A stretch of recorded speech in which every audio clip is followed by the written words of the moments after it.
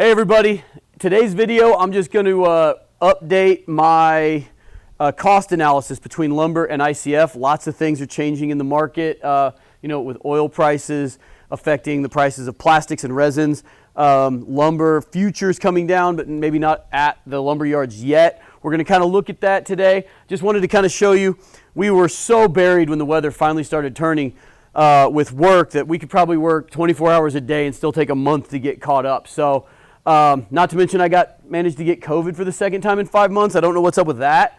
But anyway, just kind of wanted to show you what's coming up. We're going to have this pool here has a really sweet hydromatic auto cover that I'm going to bring you a detailed install of as soon as we get it done. But today I ran into a little issue. I've got these micro brights that we've got like 30 of right now. And they come in 50, 100, and 150 foot lengths. And I had two lights while I was tapping this liner the other day that needed the 150s, and we only had hundreds here, so had to let it keep filling up. So now I'm doing it standing in the water, but this is the last one I've got to do. We just pull this one back in. I'll also give you guys a detailed video of the microbright installs when we do the dry seal. This thing has got a O-ring clamped up in there, and you Teflon tape it up and no water gets in the conduit. You can do these wet seal or dry seal, but we really like the fact that we can keep the water out of the conduit. Also, another detailed video I'm going to bring you soon is the way we do our stairs that are liner covered. We have 3 more of these kind of pools coming this spring where we build our own stairs. We put a liner track. I'll show you a picture of the kind of way it works here with a steel sample, but we do it all masonry and we put this liner track in. It makes it super sweet. It's not that hard to do. It is definitely harder if you're DIYing than a thermoplastic stair, but it's absolutely doable. You can see it's all wrinkly looking until the pressure gets on. You can see how perfect this stair fits. They'll all stretch in like that as the water comes up. So without further ado, I'm going to take you back to my office. We're going to look at pricing on ICF. Hey guys, so I just wanted to open that video kind of showing you all the pool content. We're just slogging away, trying to wrap up a ton of stuff that we got really behind this spring with. It just wouldn't stop raining, snowed for a month in February.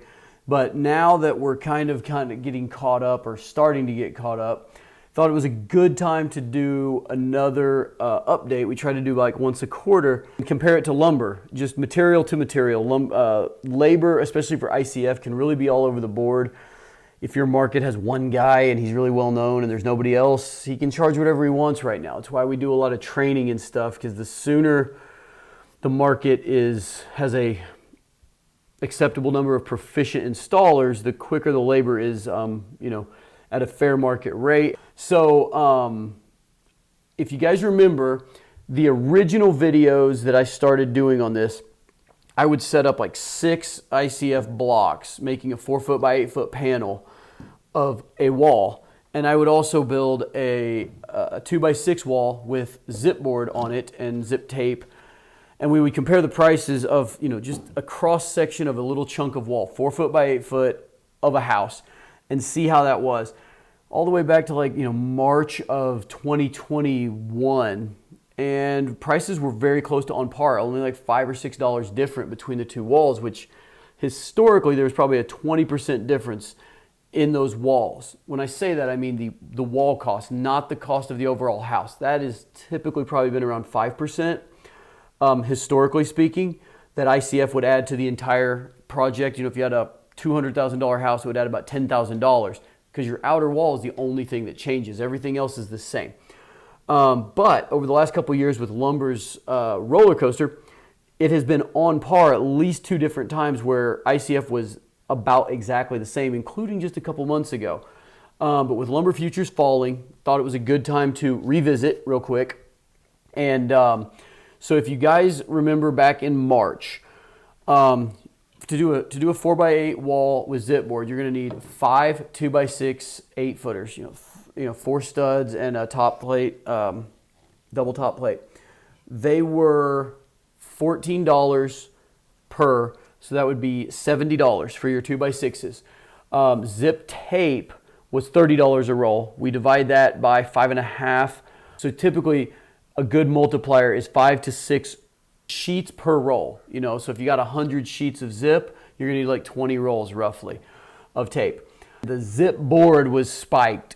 Sheet goods were sky high back in March. It was $73 a sheet. If you guys remember from that video, I'll link the video right here. And insulation, to get anywhere close to ICF, you've got to go spray foam. 2x6 wall spray foam, $285 a square foot, because insulation, they're so short on resins, but very close to doubled in the past year. So that brought you to the 4x8 sheet of zip board, framed up, material only, $241. And at the exact same moment, ICF had adjusted. You know, we had an amazing price locked all of last year. And it's up to about, on Fox Blocks, and I know Build Block and Amvic are right there, and Nudura is just a little higher, but about $5.25. You can find it for $5, but to get it shipped and everything, we've been factoring in about $5.25 per square foot. So, you know, 32 square feet. Concrete in March, I was getting 3,500 PSI concrete for $126 a yard.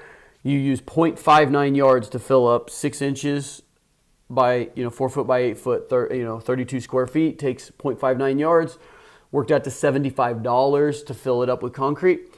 Brought it to $243. It's only $2 more than the stick frame version with all the benefits that come along with ICF.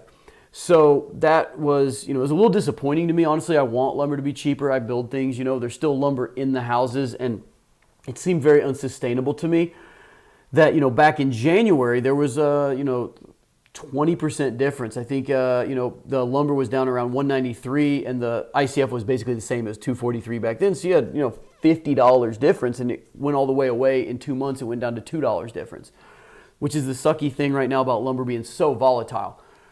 But the futures are way down. Lumber is falling. A lot of reasons for that. Interest rates are up, from your mortgage rates are up from 3 to 5%. That takes a normal $200,000 house up about $400 a month. So, all these builders that are building, hundreds of houses a year have to factor in that their buyer pool goes down by the people who no longer can afford that house, or they can only afford to give less for that house. It's going to bring the prices down a little, so the lumber needs to come down, and it's going to slow down the demand. These guys are building less houses. I'm already seeing that in my market. The big volume builders have cut back on their starts, and that's probably going to continue throughout the year. So lumber is going to come down. It has more room to come down because it's been very artificially held up by a lot of things between COVID and, there's no shortage of the materials. Whereas ICF, plastics material, it's oil prices and resin availability and everything else, they have more strains on their production. So I look for ICF to continue to be very stable on the high end. Whereas lumber is going to come down. I think that stratification is going to come back, which it ought to be. Lumber is not near as good as ICF. It ought to be 20% cheaper. So hopefully that's on its way back. But right now, snapshot for today. The 2x6s that were $14 in March are $10, okay? Zip board that was $73, which is just queasy feeling, is down to $59. It's still insanely high. I got a house that I'm still finishing up that's about a 2-year build, monster, the big house, and I was paying $17 a sheet when we started that house. Tape is the same. It's $30 a roll, and the insulation is the same. And I don't think spray foam is going to move much, guys. It's resin based. That's what you got to do to get anywhere close to this, and it really makes a giant difference. In the lumber's down, but the insulation's up. You're at $206 for 4x8. Okay, that's down from $241 just like 3 months ago. So down a good little bit, $30. And I actually factored in a little increase on the concrete because I hear from a lot of you around the country that my prices that I quote you on concrete are a little low. That's what I pay at, Portland is a commodity. Every plant's going to pay the same for Portland typically, but it's a very heavy product. You got to ship it, and with gas prices, if you're right next to the Portland plant or you're 200 miles away from the Portland plant, you're going to pay a lot more, a lot less. So I factored in $140 a yard just to try to give you guys a really ballpark average. That brings up how much concrete to fill a 4 foot by 8 foot panel of 6-inch wall to $82.60, brings it up about $7 to $250. So right now we're at $44 difference between the two, which is about 20% difference, which is good. It ought to be. ICF still is absolutely worth it in my opinion. But that's kind of where we're at today. And one thing I want to say real quick, every time I do this video, if I don't mention it, I get hammered by a bunch of people that think I don't know that you need rebar for this. I know you do. You also need a bunch of Simpson or another kind of strapping for this.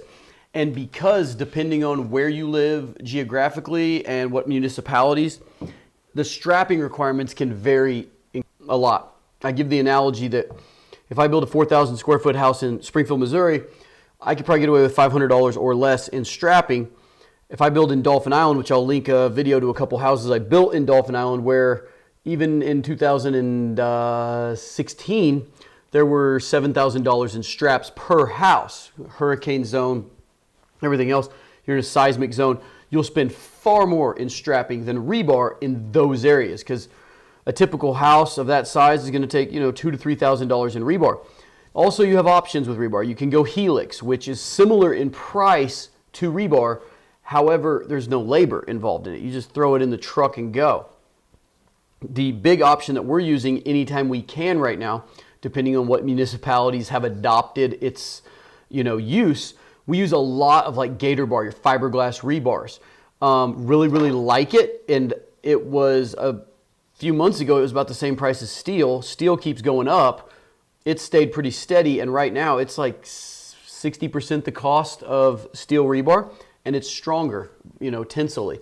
So pretty cool options. I can't get into all that in a video without it being so long nobody watches it. So do your own due diligence in your market. Rebar can be a little bit more than strapping in a pretty stable environment, but any of your coastal environments or everything else, the rebar is going to be less than the strapping requirements anyway. I leave it out of both things because it can just be turned into rabbit holes that go way too deep to get into in a short video. Like I said, going forward, lumber futures hopefully coming down. I actually have a couple projects for myself. I'm building a whole new unit onto one of my rental properties where I'm going to do it all ICF light deck, but I got a lot of lumber that's going to go in there between the roof that's going to go over the entire property, the existing property plus the new, and all of the interior is going to be wood. So, I'm rooting for lumber to come down just like all of you guys. And we also have a cool project that I'm going to talk to you guys about later this summer when I go out and visit the property. But next summer, we're going to have a pretty epic ICF build. But again, lots of lumber. I want everything to just get stable. You can accept a lot of price increases over time, but it's when the lumber's shooting up 100% in 2 months. I don't know how you plan for that. I don't know how these builders that build volume do it. It's amazing, but it's also super scary for me to just think about. A lot of these guys have volume right now that they paid $73 a sheet for zip. And by the time they get the house done and ready for market in 3 to 4 months, maybe that zip board is going to be $35 a sheet like it was back in January. And now they've got, builders that are starting houses that can price them, 10, 15% lower to compete. It's not my cup of tea, spec stuff. So anyway, the big things, going forward, lumber, the futures are all the way down to $762 right now, and that's down from like $1,700 at their peak. $350 pre-COVID though, so we're not there yet. But with the gas prices and diesel prices as high as they are, to ship them to market, I think it's going to be muted a little bit, at the cash register. I think we're still going to be having little premiums on stuff. But I feel like if you were wanting to start building right now, I would wait until fall. For me, most of the guys with any talent and any ability are booked up solid anyway right now. And on top of that, with everything obviously trending down, if you start today or start 3 months, it could make 10-15% difference. I've got right out here, I've got a deck that's the material. You can see I've got my little CAD drawing of the layout. I just ran the numbers. It's composite, so I'm afraid the composite is not going to move much because it's a plastics material, but it's about a $10,000 material bid. About 6 of that is the composite decking, and about $3,800 is the structure. And I actually think I'm going to get, if I wait till October, November to build it, I'm not going to enjoy it this summer anyway. I'm too busy. So if I wait until October, November, I'm going to save at least $2,000 just on the lumber portion. Hopefully, we get a little relief on the composite side too, but I'm not counting on that. But even the $2,000 savings, well worth it for me. But just wanted to kind of bring you guys, the current snapshot. Like I said, I try to do this every 2 to 3 months if things are changing, and they definitely have, at least on the lumber side. Also, another constraint on ICF right now, from hearing from a lot of you guys, some guys I know at Derby City Pools in Louisville, like, we can't get concrete. That's a kind of wild thing for me. We don't have a problem getting concrete. Obviously, our plant is super busy, and we have to wait. We can't just call them up and they send a truck. We've got to schedule things out a little ways. But there's places all over the country that the Portland is in short supply, and they're getting put on allocation. Like, you only can pour so much concrete this month. Again, I think we're coming to, at least on a residential side, a little bit of a slowdown that's maybe going to let everything get caught up. But as of right now, there's places all over the country where concrete's hard to get. I don't have that. In the Midwest, we're not seeing that so much, at least right in my backyard. But I know that is hitting people around the country, especially down in the Southwest. So all of these things are just, I'm going to say, cautiously just wait. I don't think things are going up anymore as far as material costs. Interest rates may go up a little bit, but that generally tends to drive the other market pressures down just because the demand slows. So I will be back with you guys next week. I'm going to show you guys some finished pools that we're wrapping up. And also may take you over to Roast, show you a bunch of the supplies that they've got in stock right now. They have an absolute plethora of good bracing materials and stuff at really awesome deals. So they've been kind of wanting me to show off their inventory. And I will see you guys next week.